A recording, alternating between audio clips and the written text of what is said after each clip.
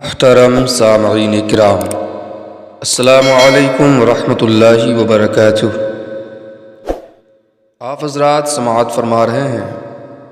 سورہ فاتحہ شریف کی تفسیر۔ سورہ فاتحہ شریف کی آیت نمبر 1، 2، 3 اور 4 کی تفسیر آپ حضرات نے اگلی ویڈیوز میں سماعت فرما لی۔ انشاءاللہ العزیز آج کی اس مختصر سی ویڈیو میں آپ حضرات سورہ فاتحہ شریف کی آیت نمبر 5، 6 اور 7 کی تفسیر ملاحظہ فرمائیں گے۔ بسم اللہ الرحمن الرحیم۔ اہدنا الصراط المستقیم، ہم کو سیدھا راستہ چلا۔ اہدنا الصراط المستقیم، ہمیں سیدھے راستے پر چلا۔ اللہ تعالیٰ کی ذات و صفات کی معرفت کے بعد اس کی عبادت اور حقیقی مددگار ہونے کا ذکر کیا گیا، اور اب یہاں سے ایک دعا سکھائی جا رہی ہے کہ بندہ یوں عرض کرے: اے اللہ عز و جل، تو نے اپنی توفیق سے ہمیں سیدھا راستہ دکھا دیا، اب ہماری اس راستے کی طرف ہدایت میں اضافہ فرما اور ہمیں اس پر ثابت قدم رکھ۔ صراط مستقیم سے مراد عقائد کا سیدھا راستہ ہے جس پر تمام انبیاء کرام علیہم الصلاۃ والسلام چلے، یا اس سے مراد اسلام کا سیدھا راستہ ہے جس پر صحابہ کرام رضی اللہ تعالی عنہم، بزرگان دین اور اولیاء اعظام رحمۃ اللہ تعالی علیہم چلے، جیسا کہ اگلی آیت میں موجود بھی ہے۔ اور یہ راستہ اہل سنت کا ہے کہ آج تک اولیاء کرام رحمۃ اللہ علیہ تعالی علیہم صرف اسی مسلک اہل سنت میں گزرے ہیں، اور اللہ تعالیٰ نے انہی کے راستے پر چلنے اور انہی کے ساتھ ہونے کا فرمایا ہے۔ فرمان باری تعالیٰ ہے: یا ایھا الذین آمنوا اتقوا اللہ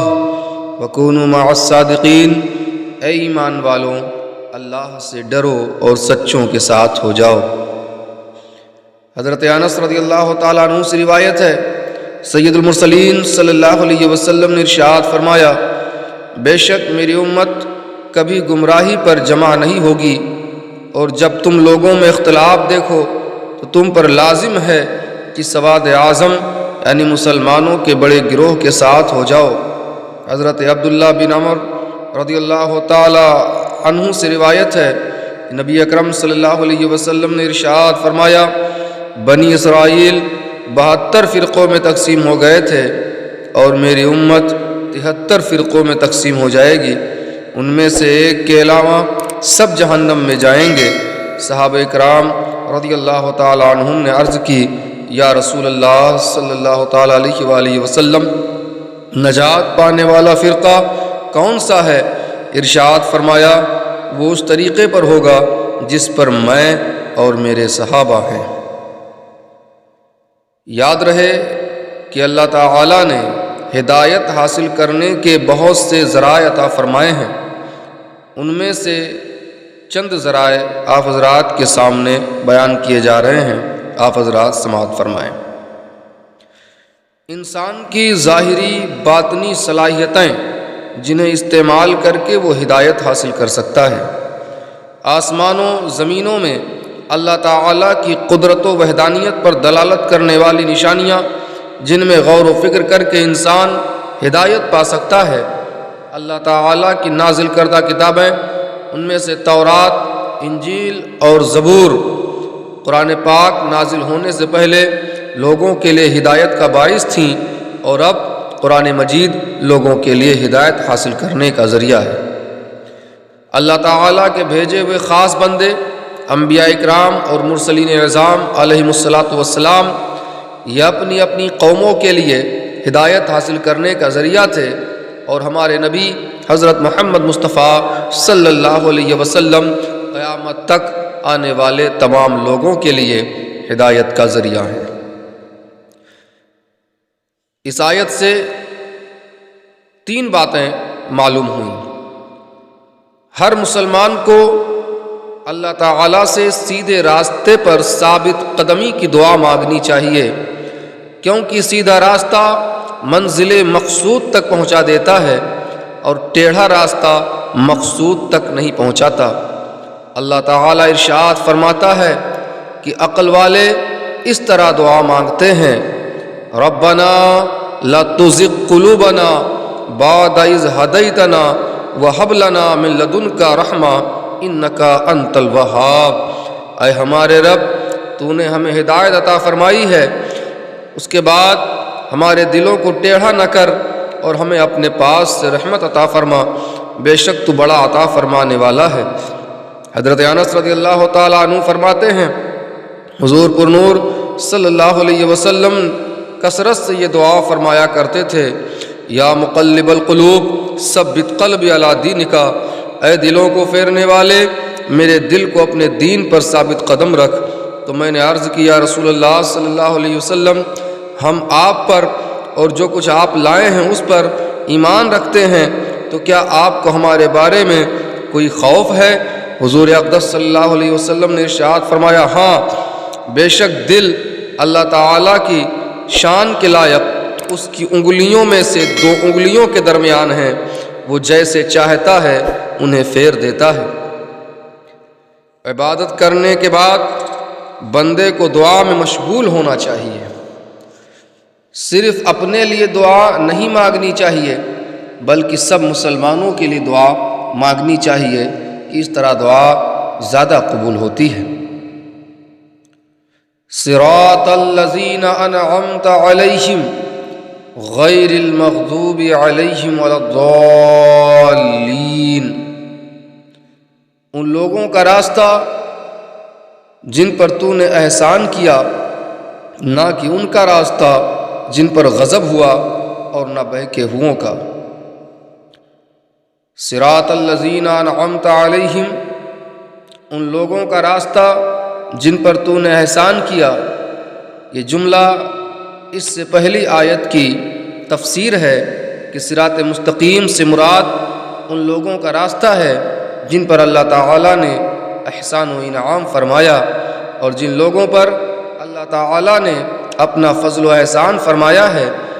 ان کے بارے میں ارشاد فرماتا ہے، وَمَن يُطِعِ اللَّهَ وَالرَّسُولَ فَأُولَئِكَ مَعَ الَّذِينَ أَنْعَمَ اللَّهُ عَلَيْهِمْ مِنَ النَّبِيِّينَ وَالصِّدِّيقِينَ وَالشُّهَدَاءِ وَالصَّالِحِينَ وَحَسُنَ أُولَئِكَ رَفِيقًا، اور جو اللہ اور رسول کی اطاعت کرے تو وہ ان لوگوں کے ساتھ ہوں گے جن پر اللہ تعالیٰ نے فضل کیا، یعنی انبیاء اور صدیقین اور شہداء اور صالحین، اور یہ کتنے اچھے ساتھی ہیں۔ اس آیت سے دو باتیں معلوم ہوئیں، جن امور پر بزرگان دین کا عمل رہا ہو وہ صراط مستقیم میں داخل ہے۔ امام فخر الدین رازی رحمۃ اللہ علیہ فرماتے ہیں، بعض مفسرین نے فرمایا کہ اہدنا الصراط المستقیم کے بعد صراط الذین انعمت علیہم کو ذکر کرنا اس بات کی دلیل ہے کہ مرید ہدایت اور مکاشفہ کے مقامات تک اسی صورت پہنچ سکتا ہے جب وہ کسی ایسے کامل پیر کی پیروی کرے جو درست راستے کی طرف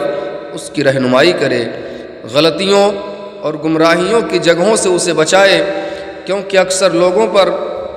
نقص غالب ہے اور ان کی عقلیں حق کو سمجھنے، صحیح اور غلط میں امتیاز کرنے سے قاصر ہیں۔ تو ایک ایسے کامل شخص کا ہونا ضروری ہے جس کی ناقص شخص پیروی کرے، یہاں تک کہ اس کامل شخص کی عقل کے نور سے اس ناقص شخص کی عقل بھی مضبوط ہو جائے،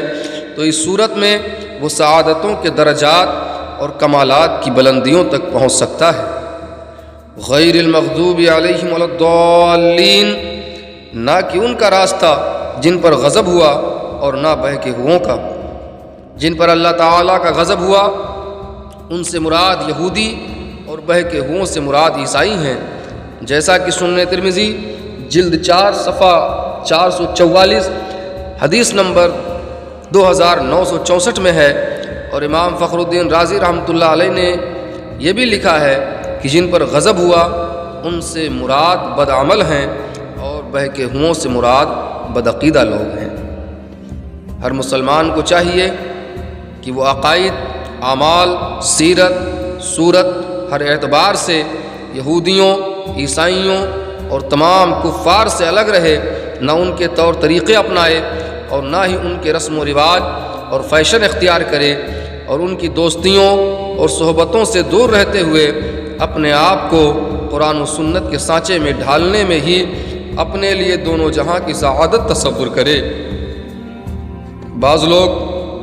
وَلَضَّالِّينَ کو وَلَضَّالِّينَ پڑھتے ہیں، ان کا ایسا کرنا حرام ہے۔ اعلیٰ حضرت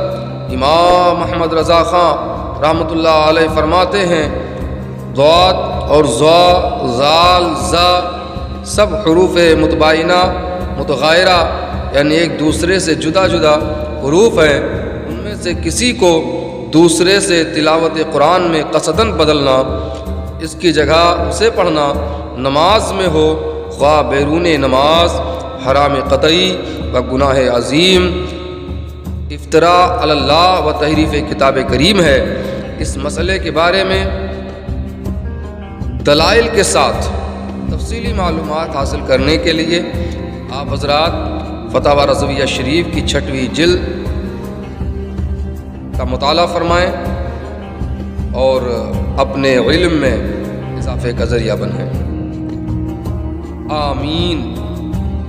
اس کا ایک معنی ہے اے اللہ تو توبہ قبول فرما، اور دوسرا معنی ہے اے اللہ تو ایسا ہی فرما۔ آمین یہ قرآن مجید کا کلمہ نہیں ہے۔ نماز کے اندر اور نماز سے باہر جب بھی سورہ فاتحہ ختم کی جائے تو اس کے بعد آمین کہنا سنت ہے۔ احناف کے نزدیک نماز میں آمین بلند آواز سے نہیں بلکہ آہستہ کہی جائے گی۔ یہ سورہ فاتحہ شریف کی مکمل تفسیر آپ حضرات کے سامنے بیان کی گئی، جنہیں آپ حضرات نے چند ویڈیوز میں ملاحظہ فرمایا۔ جن حضرات کو سورہ فاتحہ کی آیت نمبر 1، 2، 3، 4 کی تفسیر درکار ہے، ان حضرات کے لیے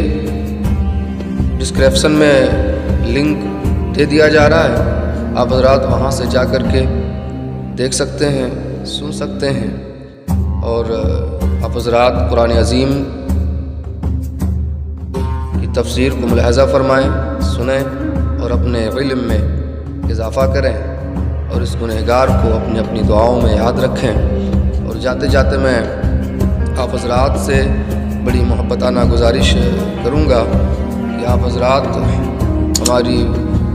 ویڈیو کو لائک، شیئر اور سبسکرائب ضرور کر لیا کریں، تاکہ آپ تک ہماری ہر آنے والی ویڈیو پہنچتی رہے اور آپ کے علم میں اضافے کا ذریعہ بنتی رہے۔ السلام علیکم ورحمۃ اللہ وبرکاتہ۔